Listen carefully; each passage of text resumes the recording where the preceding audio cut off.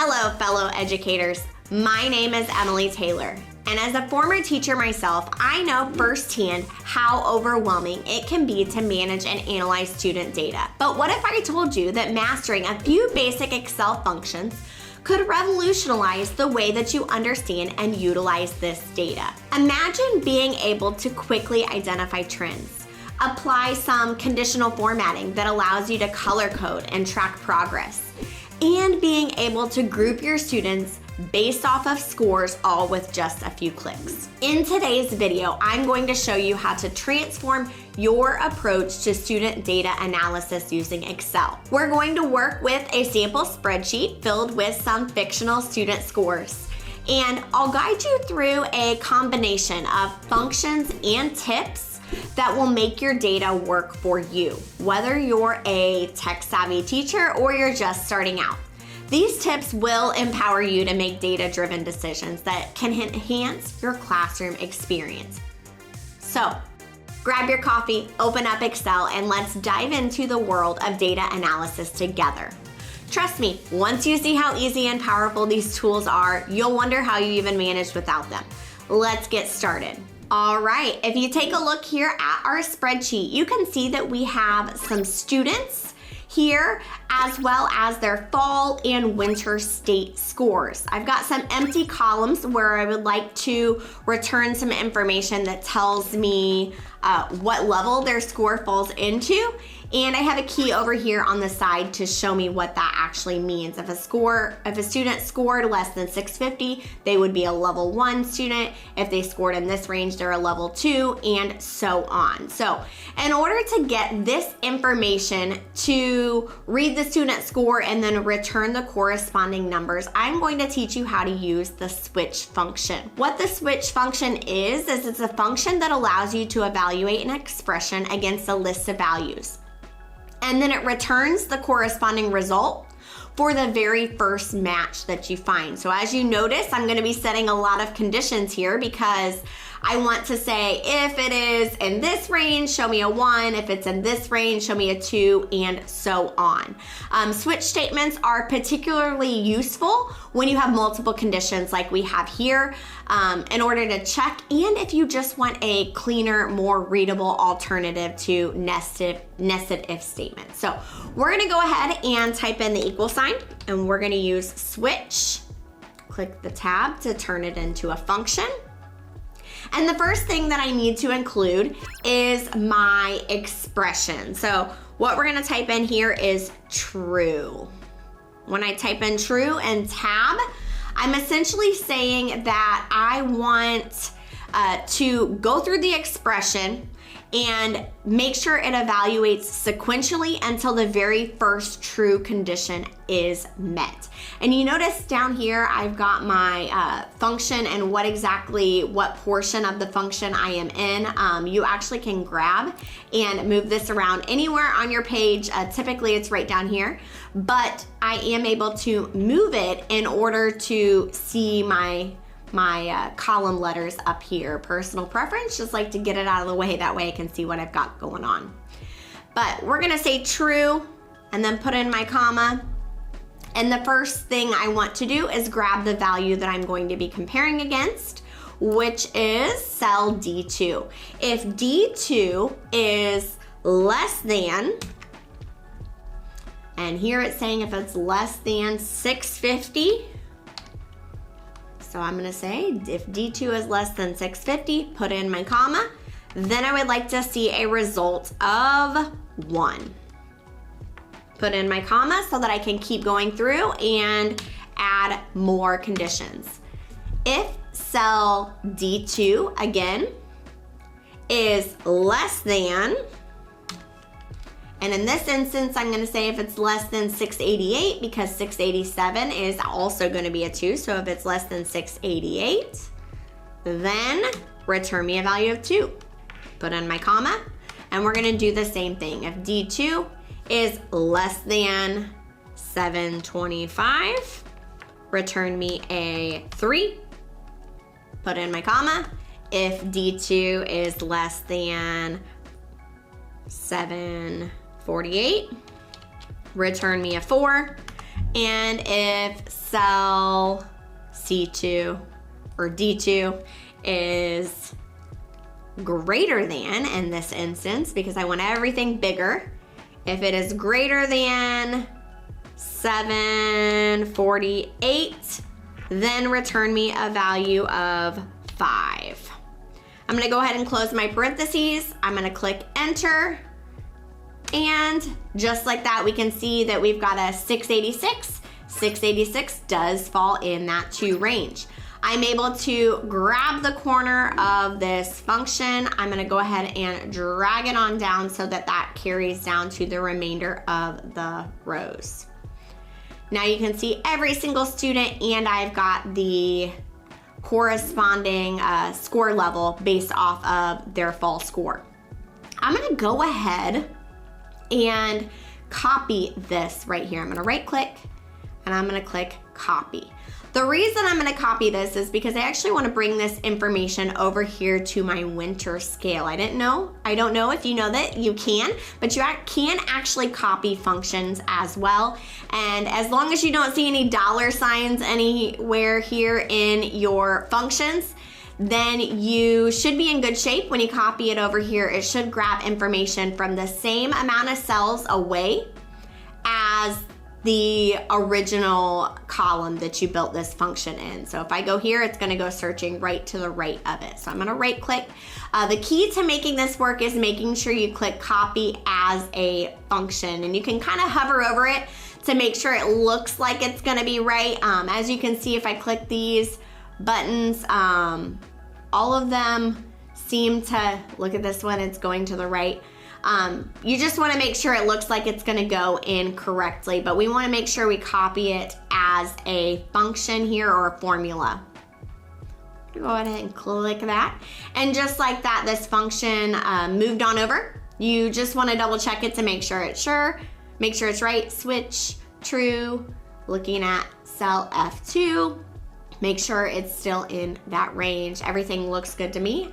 We are good to go. All right, the next thing that I want to show you is a function called XLOOKUP. And XLOOKUP is really cool if you have a spreadsheet full of data, student scores, maybe you've got 70 plus students here on this list, and you want to be able to search for one particular student and get this information without having to scroll. So what we're gonna do is we're gonna use the XLOOKUP function, and what XLOOKUP does is actually replaces the VLOOKUP, HLOOKUP, and just the lookup function. It allows you to search for a value in a range, and then it will return all of this additional information that we're looking for instead of just returning one piece that matches. So I should be able to type in a student name, and it will give me the fall range, the fall score, the winter range, and the winter score. So for example, I'm gonna go ahead and type in a student name here so that you can see what I mean. I'm gonna go with Chloe Scott.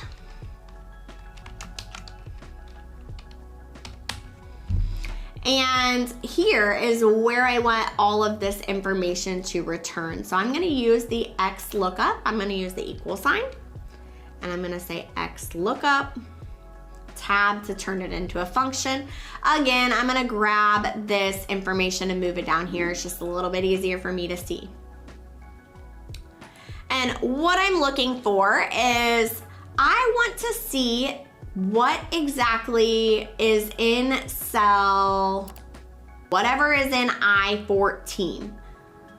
In our case, it's gonna be Chloe Scott, but I'm gonna actually grab that cell rather than type in a name here, because if I were to change this out and pick another student name, I wanna be sure it's returning their scores as well. So I-14, put in my comma, and then I have to select the array that they are going to go search. It's gonna be the A column. So I'm just gonna click on the A up at the top, and it's gonna go A to A. It's gonna search every single thing inside of A. That way, if I get a new student and their data goes in there, they are also included in that range. I'm gonna put my comma in, and I need to tell Excel what range I want to return. So I would like to see if they look up in the A column and see Chloe Scott, please return the values in columns C through F. I'm gonna go ahead and close that parentheses and I'm gonna click enter. And now we can see Chloe Scott got a 3 in the fall, a 3 in the winter, and we can see that our score actually dropped for the winter. And I can go through and find it just to verify that that information is correct. And if I'm really curious, I actually can double click right here and swap out Chloe Scott. Let's find a different student that we want to look for. Let's try Amelia Thomas. Go ahead and click enter. And it changes the information based off of what you type in. So, pretty handy tool if you've got a long list of students that you're trying to find scores for. All right, now that we've got our scale scores in here, as well as we've learned how to be able to search for our students using the XLOOKUP function, the next thing I want to show you is how to conditional format these cells so that we can determine if this score right here is in need of intervention, if the student is on grade level, or if they are exceeding grade level standards. So what we're gonna do is I'm gonna click into this column C, and I'm gonna do what is called conditional formatting. I'm gonna click this drop down arrow, and I'm going to click on new rule. I'm gonna apply some rules that condition these cells to be different colors depending on what type of score they have. We've got a few different options here for conditional formatting, but the one that we're gonna use today is format only cells that contain. We have to identify what cell, if the cell value is exactly or is equal to the number 1, then I would like to see, and click the format button and determine what color my fill should be. If they are a level 1, I would like to see that score bright red. Go ahead and click OK. Click OK, and you will notice any of the scores that were a level 1 went ahead and filled. I'm gonna go ahead and do the exact same thing here. A new rule. Format only cells that contain equal to, we're gonna say if it's a level 2, I would like to see the format be orange. I'm gonna go ahead and click OK. OK again. All of my level 2 scores are now orange, and I can do the same thing. New rule.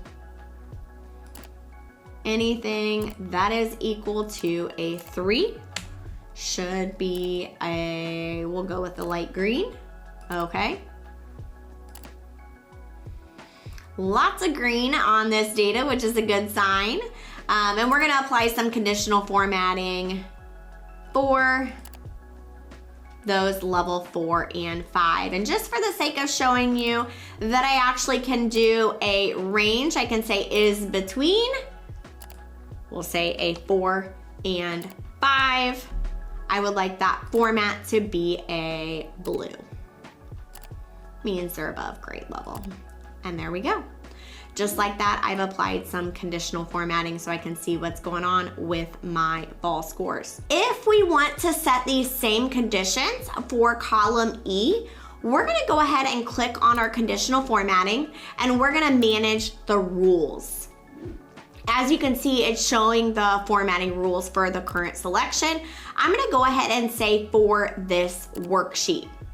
When I click on for this worksheet, you can see that it is showing this is the color for anything inside of column C. And these dollar signs essentially just say lock in column C, so that if I were to move this over, it's not going to change these colors to any other columns. I'm gonna go ahead and put a comma in here, and I am going to grab the additional column that I would like this conditional formatting to apply to. You'll notice I'm gonna grab the whole entire column of E, and just like that, I'm gonna do this for all of these.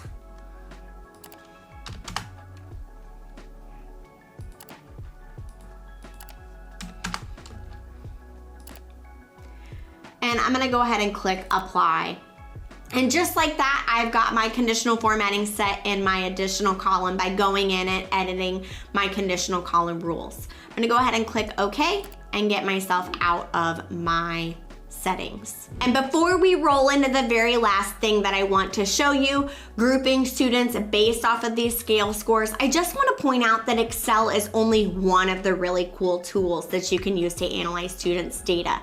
If you're interested in another video involving student scores and ways to analyze that data, be sure to check out our Power BI Learn with the Nerds Beginner to Pro Educator Edition. It's the 2024 version. Highly recommend, another great tool to analyze based off of student scores. But for Excel, let's go ahead and move into building a table with this information. I'm gonna go ahead and grab all of my student scores now that I've got my conditional formatting set up and such. I'm gonna hit Control-C to copy this information and move it on over here into my next tab of my worksheet. As you can see, I've got my students, I've got my classrooms that they are in, all that good information. The next thing that I want to do, if I want to be able to turn these headings into drop-down lists where I can filter my students based off of their scores, I'm going to go ahead and click on Format as a Table. When I click on this button, it gives me lots of options to format as a table. I'm gonna go ahead and go with this very first option. One thing you will notice is it forces you to select the particular array or the cells that you want to include, and we're gonna click OK. Now, as you can tell, I've got these little drop-down boxes next to each column heading. If I wanted to sort these students based off of each teacher, I could click the drop-down box and I could uncheck the other classrooms and click OK. And just like that, you can see the students that exist for classroom C. If I want to undo that, I just click the filter button one more time. I can select all again and click OK. And finally, if I want to sort based off of my winter scale score, I could click this drop down. If I wanted to put groups for my students that are in need of urgent intervention, I can uncheck 3, 4, and 5, click OK. And just like that, I got a list of all of my students that need help with this particular subject. Thanks so much for watching. If you enjoyed what you learned in this video and want to dive deeper into mastering Excel, be sure to sign up for my Excel Bootcamp. It's designed to help you level up your skills and make your teaching even more efficient. Just click the link in the description to join today. See you in Bootcamp.